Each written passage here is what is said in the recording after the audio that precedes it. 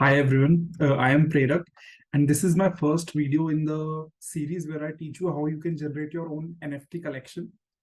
So I'm gonna show you what an NFT collection looks like for the unaware, but I'm assuming most of you must know what it looks like.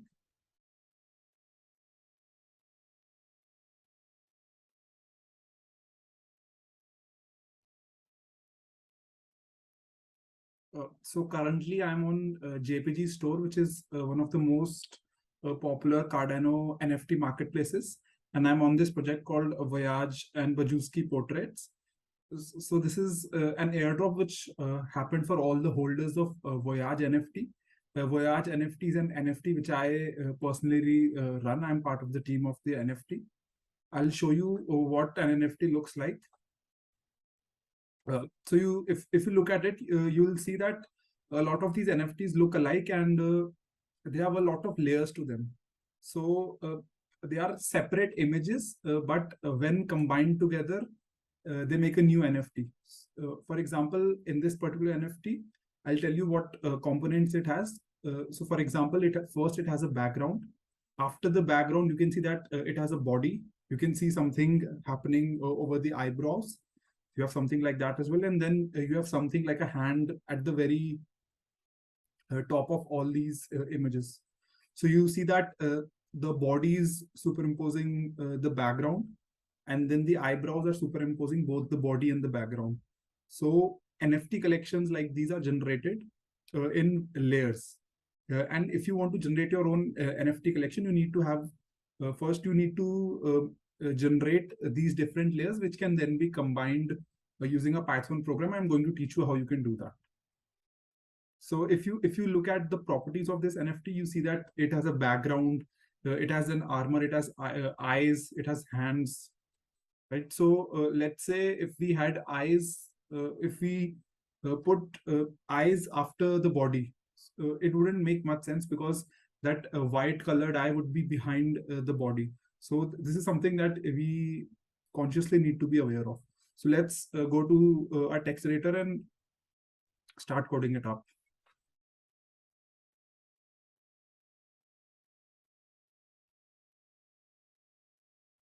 So I've already opened a folder. I'm going to tell you what the prerequisites of generating an NFT collection are. Firstly, you need to have all the images, and they should each correspond to a particular layer. And you also need a laptop, which is a computer, which is capable of running Python on it. So I'll give you an overview. So for the background layer, I have 4 images here. Then I'll be using 2 for the body. So for the body layer also I have 2 images. And finally, I'll be using another layer, which is the hand. And for that also I have 3 images. And so the way we are going to do is, firstly, there will be the background. Then we'll have the body, and on top of the body, we'll put the hand. One thing that you consciously need to be aware of is that these images need to be in the PNG format, because only I'm not sure if it is supported on the JPG format or not, but I'm going to go with PNG. So these images have to be transparent. So whatever it is behind them, that should also be visible. That is why you need to export all these images in a PNG format. Also, you need to make sure that all these images have a similar size. So if you look in this bottom bar, you'll see that it has a size of 1500 by 1500. And if I go over any of the images in this collection, all have a same size, because you need to superimpose those images one on top of the other. So let's make a Python file also. Just a second.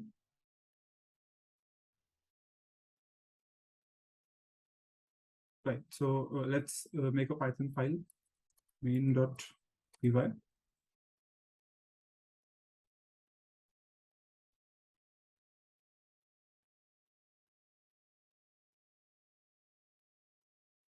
Okay.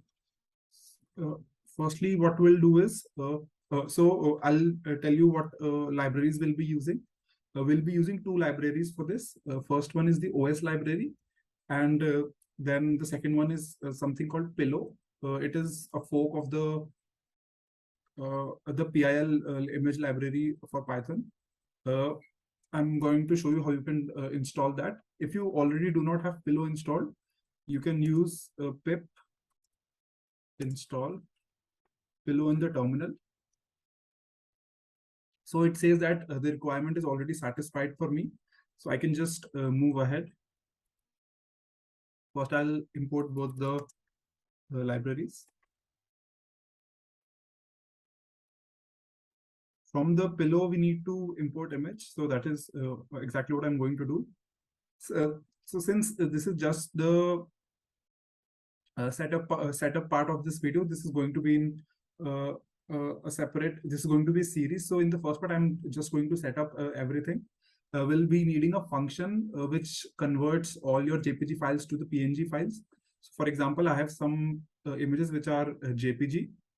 I'll be converting it to PNG. So for that, I'm going to write a function. Let's call it convert to PNG. And then you need to specify the folder path. So this function will be checking all the files in this particular folder. And if it finds that it is not of the PNG format, it will just convert it to JPG. Now you need to get the list of all the files.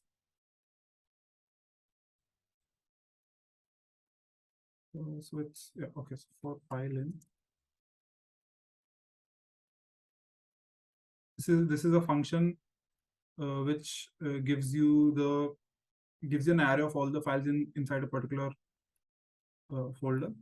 We'll put folder path here. And for each file, we are going to open it using the PIL library.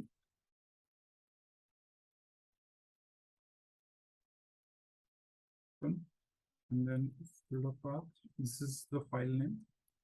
So now you have opened it, you're just going to print X. This is just for logging purposes. This is not really needed, but it would be great if we do this as well. Then after this, we are going to get the file name. And we have got. So a file name is every file has a name and then it has an extension. So this will be an array which contains both the name and the extension. Now we are going to check the extension.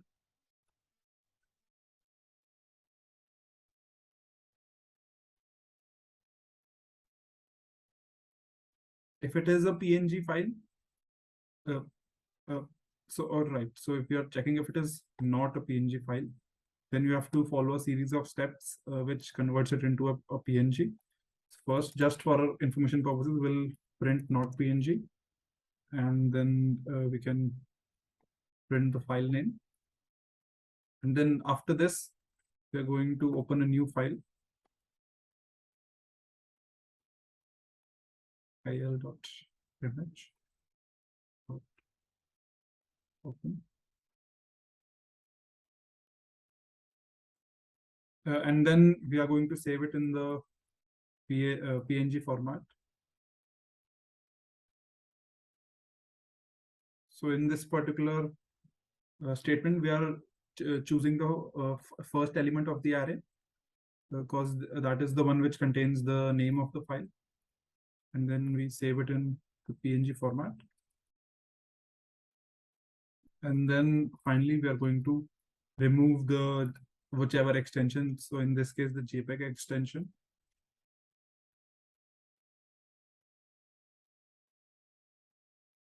So it looks good.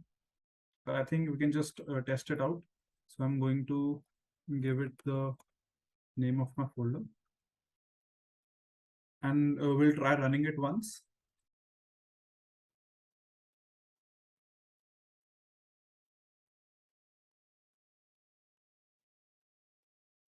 Okay, so as you can see, all the JPEG files on my in this directory have disappeared.